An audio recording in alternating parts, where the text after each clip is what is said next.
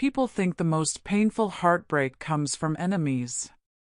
But the deepest betrayal always comes from the people you once trusted with your whole heart. My name is Thelma.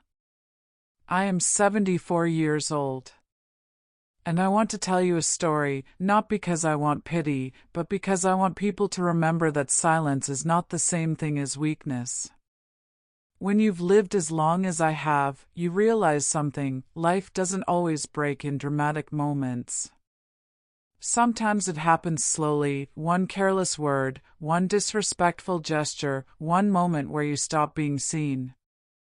This used to be a neighborhood of simple families. Back then, people knew how to build things with their hands: fences, hopes, a future. My house didn't start as a house. It started as a dream. I used to stand here when this land was nothing but wild grass and stubborn stones. I told myself, one day I'll have a place of my own. A roof that belongs to me. I didn't come from wealth. I was a young widow when my son was barely a year old. I worked nights at a factory. I cleaned houses. I cooked for families whose names I don't even remember anymore. Some days, my hands shook so badly I couldn't hold a pot steady. But I never gave up. The house you see today? I carried it piece by piece into existence. The wooden floor under my feet reminded me of my late husband. He once told me, the strongest things in life grow from the hardest seasons. I believed him. So I worked harder. My son Matthew grew up here. That was the happiest time of my life. I used to tuck him into bed knowing he was safe. I didn't have luxury, but I had peace.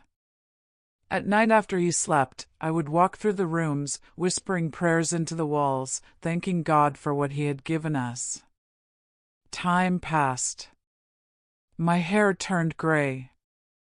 My son became a man. And one afternoon, he came home with her. Her name was Sylvia. She was young, confident, well-dressed. The kind of girl who came from a world where everything was fast, loud, and shiny. Not bad. Just different. I welcomed her. I opened my door wide and said, "Come in, my dear." I meant it. A house without love is nothing but wood and bricks. At first, she was polite. She complimented my cooking. She helped wash dishes. She laughed at my stories. I thought I had gained a daughter. I thought I finally had someone who would help me as my body grew older and my strength faded. But people don't show their true face immediately. Sometimes their claws stay hidden behind a smile. The first sign was small. One morning, she rearranged my kitchen to make it easier. I didn't say anything. I thought kindness meant patience. The second sign was a comment. This house would look better if it were decorated differently. The third sign was silence, the way she walked past me without a greeting, the way she corrected me in front of Matthew as if I were a child. And the fourth sign was the worst: she started acting like she was the queen of my home. There is a special kind of pain that comes when you see your own child standing on the wrong side of the line. My son, the boy I raised alone, the boy I sacrificed everything for, began listening to her instead of me. I remember the first day she called this house hers. We were sitting in the living room when she said, "Someday this will be our place." Our place. Not my place. Not the place I built. Not the land I purchased. Not the house I paid for with cold fingers and tired bones. I felt a sting in my chest. I wanted to say, you may live here, but you did not build it. But I stayed quiet. Because mothers forgive more than they should. But respect, my dear, is a dangerous thing to lose. Sometimes it disappears so slowly you don't even notice. But one morning, you wake up, and everything has changed. It was a cold evening in late autumn when my neighbor, an old childhood friend, sat beside me on the porch. We watched the sunset disappear behind the mountains. She didn't ask questions. She didn't want gossip. She just looked at me and said, "Don't ever forget your name is on those papers." I knew what she meant. The deed to the house. The legal truth. The proof of all my years. A paper I had tucked away and forgotten because I never thought I would need to defend myself in the house I built. That night, I opened the drawer where old memories slept. And there it was, the deed. My name alone printed in bold ink. No one else. Just me. The weight of it hit me like a tidal wave. All those years, all those sacrifices, all those nights I came home exhausted, believing I was building a safe life for my family, none of it was hers to command. That night I realized something. I was not the one who didn't belong. I was the only one who ever did. Some people don't need to raise their voice to take everything away from you.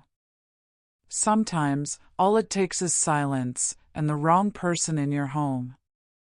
People always imagine grand disasters, fires, hurricanes, storms that tear homes apart.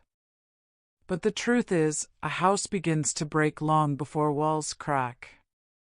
It starts when respect disappears. When someone walks past you instead of walking with you. After that evening on the porch, I kept the deed close. For the first time in years, I looked at my home differently. Every wall had a memory. Every plank had a story. I remembered the nights I came home from double shifts and collapsed right by the front door. I remembered putting Matthew's first drawings on the refrigerator. I remembered painting these walls myself, even when my arms were too tired to lift. And yet, in my own house, I had begun to feel like a stranger. I didn't say anything, not yet. Sometimes strength is in waiting, not in reacting. But Sylvia changed quickly. At first, she walked around the house like a guest. Then she walked around like she belonged. Then she walked around like she owned the place. She changed the curtains. She moved my furniture. She started buying things without asking. She talked to neighbors about renovation plans and future ideas for the property. My own son didn't even notice. Or maybe he didn't want to. One morning, I woke up and found her deep in my bedroom drawers, holding my baby pictures, my old letters, and my family heirlooms like they were junk. I stood in the doorway and asked calmly, "What are you looking for?" She didn't even turn around. Just organizing. We have too much old stuff in here. Old stuff. Memories of a lifetime. I didn't yell. I didn't grab anything back. I just said, "These things belong to me." She shrugged. "We're family now. We should share everything." I wanted to scream that we weren't family. Families do not erase each other. Families do not invade your private things without asking. But I bit down on my tongue. Because sometimes the best way to see someone's character is to stay quiet and let them speak. It got worse. She started talking to my son differently. I could hear her late at night whispering things between the walls. Your mother is getting forgetful. She's too old to handle the house. She's holding us back. One day I walked into the kitchen and heard her answer the phone. Yes, Matthew and I will inherit this place eventually. Inherit. As if I was already gone. As if I was just a placeholder until she claimed the throne. That night, my hands shook as I sat at the kitchen table. Not because I was scared, but because for the first time in my life, I realized someone was trying to erase me. And not a stranger. My own son's wife. The final straw wasn't dramatic. It wasn't a shout or a fight. It happened on a calm Sunday morning. I was making tea when Sylvia walked in and said, as casually as commenting on the weather, "You should move your things into the smaller bedroom." My heart sank. The small bedroom? I repeated. She nodded. It's closer to the bathroom. Easier for you. Easier for me? Or better for her? Because the small bedroom wasn't just small, it was shoved into the far back of the house. Away from the living room. Away from the light. Away from everything I loved. She kept talking. She talked about her new decorating plans, about where they could put their TV, their couch, their dining table. That was the moment I felt something sharp and clear in my chest. If I didn't stand up now, I would disappear. So I looked at her and asked one question. Why do you think you have the right to decide such things?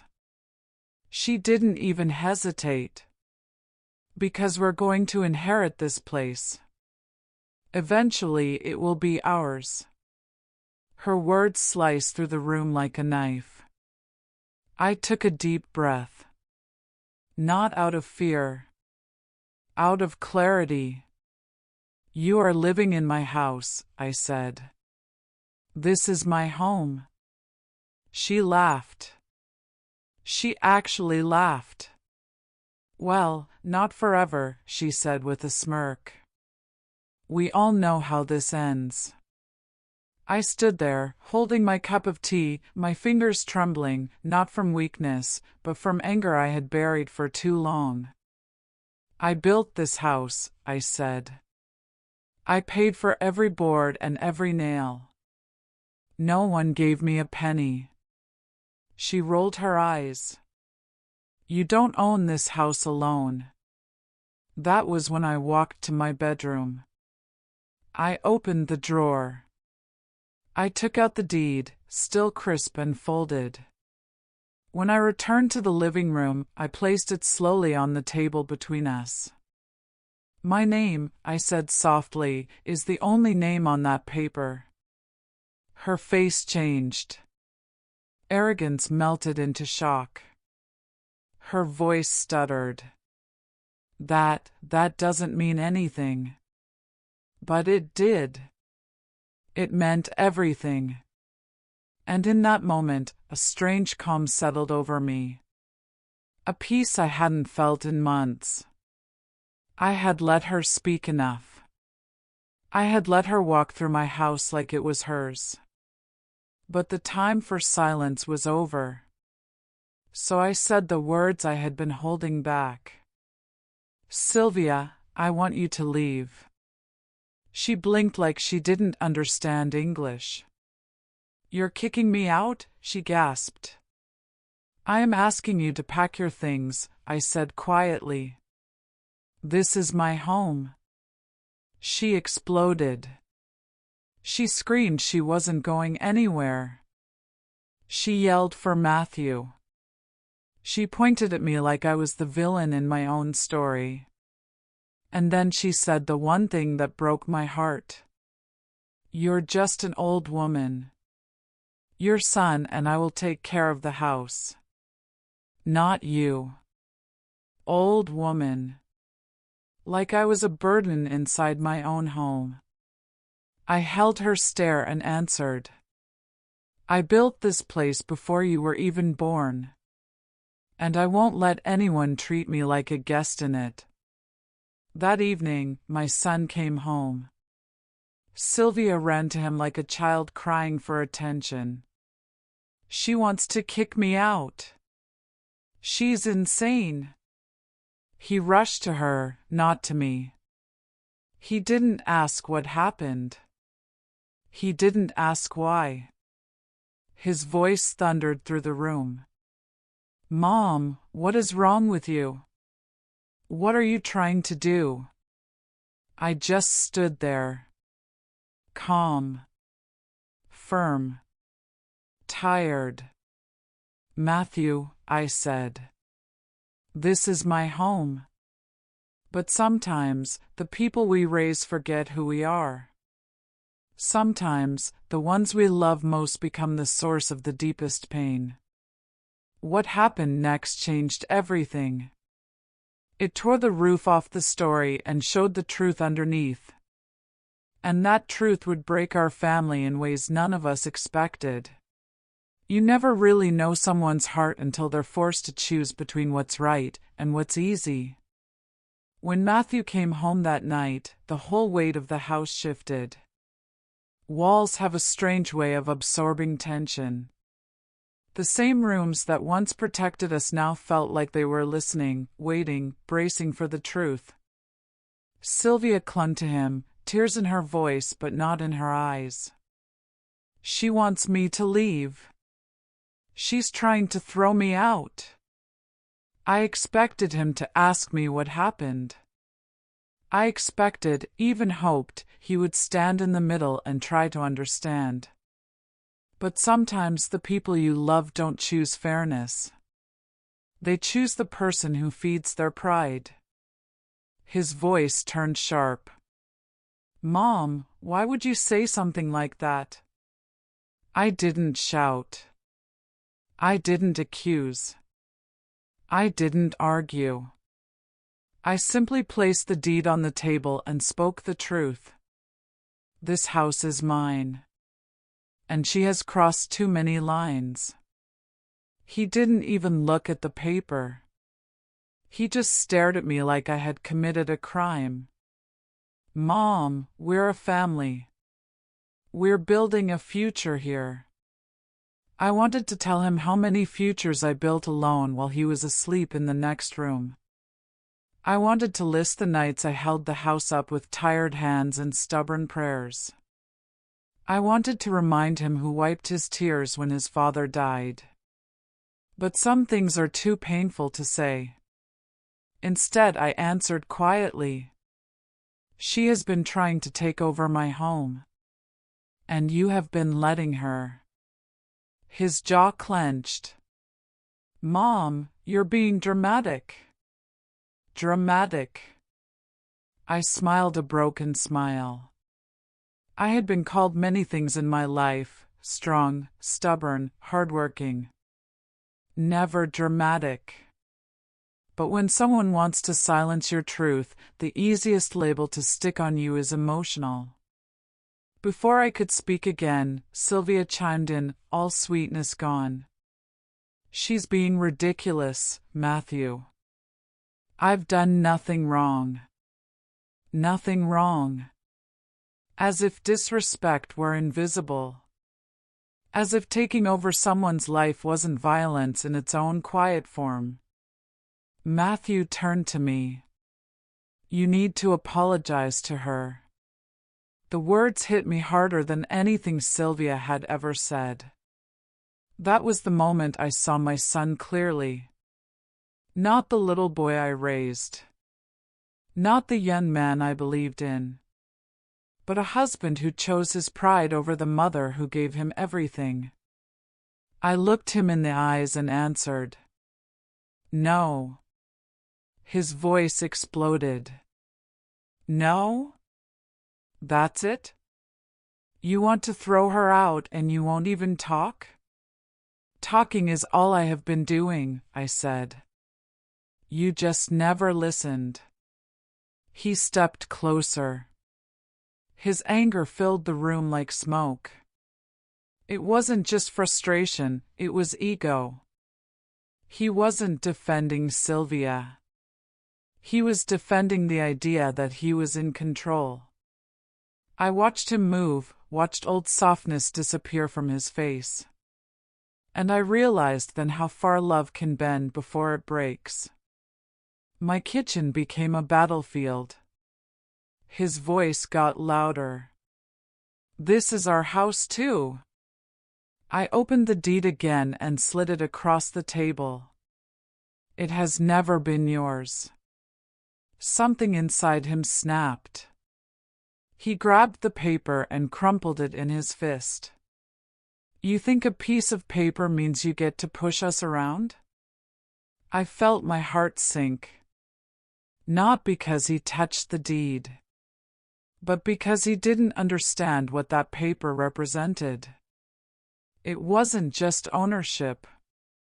It was history. It was sacrifice. It was the proof that when life broke me apart, I built myself back one brick at a time. I am not pushing anyone around, I said softly. I am protecting myself. That was when he said words I will never forget. You're old, Mom. You should be grateful we're here. Grateful. For what? For being treated like a guest in the house I built? For watching my identity be erased one room at a time? For being told I didn't belong? The air grew thick. Sylvia smirked behind him, arms crossed. He pointed to the hallway. You should move your things to the smaller bedroom. We'll take the master. That was it. The moment the line broke. The moment the mother in me died and the woman stood up. I stepped forward and said, I am not moving anywhere. And neither is she. His face twisted with rage. You don't decide anything here.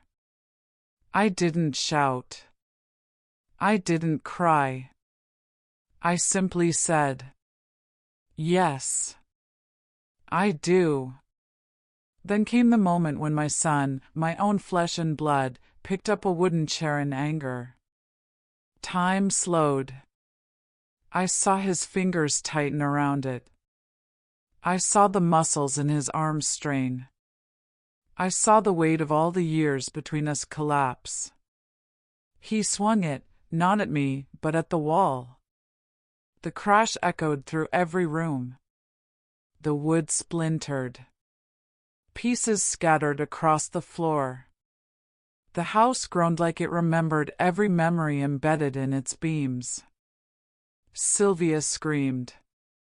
I didn't move. Because I saw something break in Matthew's eyes, not just a chair. Something deeper. Something that had been hiding under the surface for years. He stood there breathing hard, holding the shattered frame. His voice cracked. This is my home, he shouted. But when he said it, even he didn't believe it. Silence fell. Thick. Heavy. Final. I looked at him, not with anger, but with a sadness that came from years of loving someone too much. Matthew, I whispered. You lost yourself. He stared at me like a child who knows he has done something unforgivable. For the first time, I wasn't looking at my son. I was looking at a stranger in my house. No one spoke for a long time. The house didn't feel like a home anymore. It felt like a story reaching its climax. Matthew dropped the broken chair. Sylvia whispered, We're not leaving. But her voice didn't have the same confidence. That moment shook her too. I bent down slowly, old bones complaining, and picked up a fragment of the broken wood. This house survived storms, death, and hunger, I said. It will survive this too. They didn't answer. Because deep down, they knew the truth. You can change the curtains. You can move the furniture. You can speak over someone. But you cannot take what was built with soul. That night was the turning point. From that moment, the house I had fought so hard to build was never the same again. And neither were we. Because sometimes you don't need an enemy to lose everything. Sometimes all you need is the wrong person living under your roof. The worst pain in this world isn't losing your home, your money, or your peace. The worst pain is realizing the person you raised is capable of hurting you more than any stranger ever could. That night, after the chair broke and silence filled the house like smoke, everything changed. Not suddenly, not loudly, but with the quiet certainty of a door closing forever. Matthew stood in the middle of the room, breathing like a man who didn't know whether to fight or run. He stared at the splintered wood as if it were the remains of his pride. Once, he was a boy who used to run into my arms when he was afraid. Now he was a man who didn't know how to step back from anger. I walked around him slowly and picked up the deed from the floor. His voice cracked. Why do you care so much about a piece of paper? I didn't argue. I didn't lecture. Instead, I answered the simplest truth there is. Because I care about myself. He swallowed hard. His voice grew small. You care more about this house than you do about me? For a moment, I almost laughed, not because it was funny, but because of how blind love can make people. I raised his entire life inside these walls. I protected him here. I buried my husband and fed my child here. I built futures here. But somehow, he thought claiming a room made it his. No, I said. I care more about the woman I became in this house. People don't understand this until they're older. A home isn't a building. It's your life stitched into walls and windows. You don't just protect a roof. You protect the version of yourself who survived there. When you're young, everything feels replaceable. Houses, mothers, memories. But when you age, you learn the truth. There are things you build once. Lose them, and you never get them back. I went to my room and shut the door, leaving them in that broken moment. Not because I was defeated, but because I needed space to breathe. On my nightstand was an old photo. Matthew, 8 years old, missing teeth, laughing on the porch steps. I touched the frame and whispered, "Where did you go, my son?" I didn't sleep that night. I listened to the floorboards creak under their footsteps. I heard whispers behind my walls again, but this time, the whispers weren't plotting or claiming. They were uncertain, nervous, afraid. Sometimes anger breaks open what pride tries to hide. The next morning, I woke early, as I always do. I brewed my coffee, sat by the window, and watched the first light creep across the yard. I remember thinking, this is still my home. Sylvia came downstairs first. She didn't greet me. She didn't ask if I had slept. She just stood there, arms folded, eyes hard. "We're not leaving," she said. "You can't make us." I sipped my coffee. Then I looked at her, not with anger, not with fear, but with the calm of a woman who's lived long enough to know what belongs to her. I don't have to make you leave, I said. You already don't belong here. She scoffed. Matthew and I have the right to live here. I leaned forward. No one has the right to steal another woman's peace. She flinched. Just a little. Because deep inside her chest, she knew it was the truth. Then Matthew came down the stairs, slower than usual, his expression different from last night. Not peaceful. Not apologetic. But ashamed. He moved toward me, but not close enough to bridge the distance between us. Mom, he said quietly. We all need to calm down. I stared at him, this grown man who used to be the boy who cried when he scraped his knee. And I felt a sadness so deep it almost took the breath from me. No, I answered. You need to wake up. I unfolded the deed again and laid it flat on the table. Do you see this? I asked. He nodded. This house is your inheritance when I'm gone. Not before. Not while I'm still alive in it. Not while I'm still breathing. He said nothing. So I continued. You two are guests here. And guests show respect. Sylvia interrupted, voice trembling. You can't treat us like strangers. And that was the moment the truth came out of me like lightning. You made yourselves strangers. She opened her mouth to argue, but for the first time I saw something behind her eyes, fear. The kind that comes when someone realizes money and rooms and control don't make them powerful. Love does. And she never had mine. People think mothers forgive anything. And for years, I did. I forgave disrespect.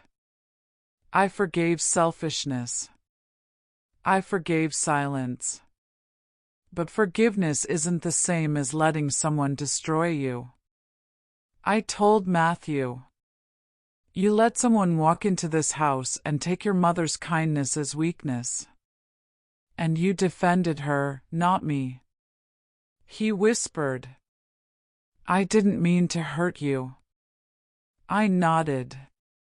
Hurt doesn't always come from intention. Sometimes it comes from neglect. His shoulders fell. Finally, I saw the little boy inside him, the one who used to run to me when the world scared him. For a moment, he looked like he wanted to say sorry. But pride is a loud beast. I don't want to move out, he said. I looked him in the eyes.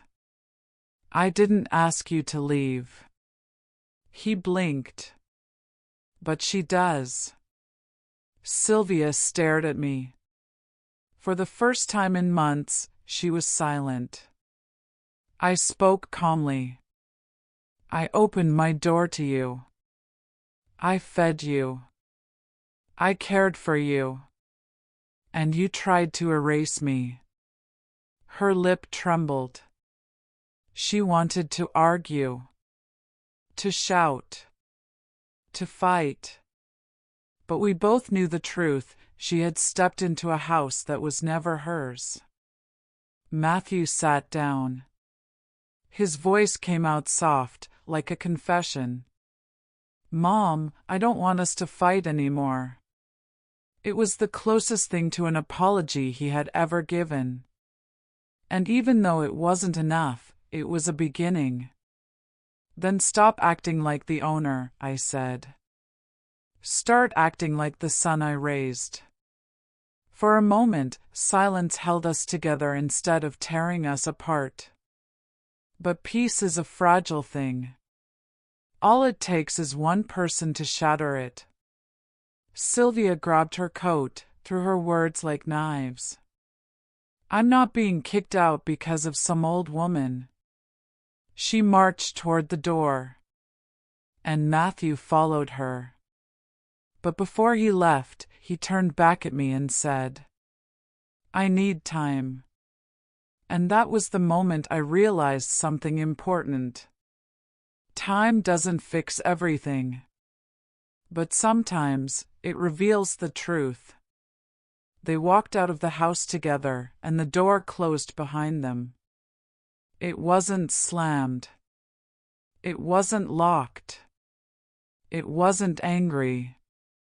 It was final. For the first time in a long time, I was alone. But I was no longer afraid. If you think life is over when people betray you, listen to what happened the day I finally walked away from everything I once called home. That night, after everyone had left my hospital room, I felt the cold truth sitting with me like another presence beside the bed. I wasn't just recovering from a broken body. I was recovering from a broken home. A broken promise. A broken trust. Hospitals are strange places. You lie there, unable to do anything, and your mind starts walking through memories like they're hallways. I saw my younger self, the woman who once believed that family protected family. I could almost hear my husband's voice saying, "We built this home for our children." He never imagined that the very walls he sweated to raise would one day hold people who treated their mother like an outsider. The nurses walked in and out, checking machines and my pulse, but what they didn't know was that my heart was healing in its own way. Not because the wounds were gone, but because a new strength was growing over them. On the third morning, my son finally came. His face looked tired, maybe from guilt or maybe from fear. He pulled the chair close to my bed and tried to smile, but it didn't reach his eyes. "Amy, please forgive me," he whispered. I didn't answer immediately. I wanted him to feel the silence, the same way I felt years of it under his roof. He dropped his head and continued, "She said things in anger. It wasn't meant to go this far." I took a breath. "Anger reveals what the heart hides," I said quietly. He closed his eyes. I don't know what to do anymore. I finally looked at him, properly, not as the little boy I once carried, but as the man he had become. "You let someone else decide how to treat your mother," I said. He swallowed hard. "I never wanted to hurt you." "But you did," I said. There was no shouting. No accusations. Just truth laid bare. He held my hand, and his voice cracked, "Please come home. Things will change." For a moment, my heart softened.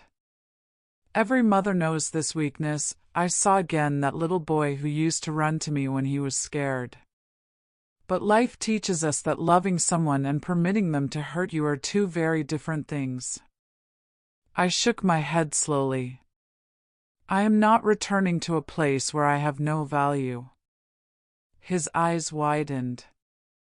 He wasn't expecting that answer. "Amy, please. I'll take care of everything." "You should have taken care of your family before it fell apart," I said. "Now I choose a different life." I saw something break inside him, not anger, but realization. The truth finally reached him in a way my tears and words never could. When I was discharged, I didn't go back to the house with the broken chair or the daughter-in-law who saw me as a burden. I went to my daughter's home. She wasn't rich. She didn't have a fancy room waiting for me. But she had something more precious, respect. When I entered her home, she hugged me tightly and said, "Amy, you should have come long ago. You were always welcome." Her words felt like a warm blanket over an old wound. Days turned into weeks. My health improved. My heart healed. Not because life was perfect, but because I finally sat where I was valued. And for the first time in years, I felt peace in the silence. One evening, while drinking tea, my daughter asked, "Do you regret leaving everything behind?" I took a long breath and looked out at the sunset. "I regret staying too long in places where I was unwanted," I answered. "Because here's what I learned. We make a deadly mistake, believing our loyalty will change someone. We give so much of ourselves that we forget we are worthy of care too. People think mothers are unbreakable. They forget that even the strongest trees fall when the roots are taken for granted." A few months later, my son showed up. He came alone this time, without the woman he had defended. His eyes were swollen, and he stood in the doorway like a stranger waiting for permission. He knelt beside me and held my hand, not as a son demanding forgiveness, but like a broken soul asking for another chance. "Amy, I understand now. I shouldn't have let her speak to you like that. I shouldn't have let you suffer." There was no victory in that moment. Only truth. I didn't tell him I was innocent. I didn't tell him he was wrong. I didn't blame anyone. Because wisdom teaches you a strange thing. Time will punish people better than anger ever will. We talked for hours. He asked me if I would come back. I looked at him and said gently, "That house is not my home anymore. I don't want walls. I want people who see me." He nodded. He didn't argue. And that's when I knew he understood. Sometimes children learn too late. Sometimes parents forgive too early. But life gives everyone their moment of awakening. And that day, mine had finally come. Now, when I sit on my daughter's balcony, watching the same sky I once watched through a different window, I feel grateful, not for the pain I endured, but for the strength it gave me. I lost a home, but I found myself. I lost a family, but I discovered who truly belonged to me. And if someone is listening to my story today, I want you to hear this clearly. Respect is the real inheritance. Not the house. Not the property. Not the money. Don't wait for people to realize your worth when you are gone. Stand up. Walk away. Protect your peace. Because a house without love is just a building. And a mother without respect is just a servant living in someone else's story. My story didn't end when I left that home. It began.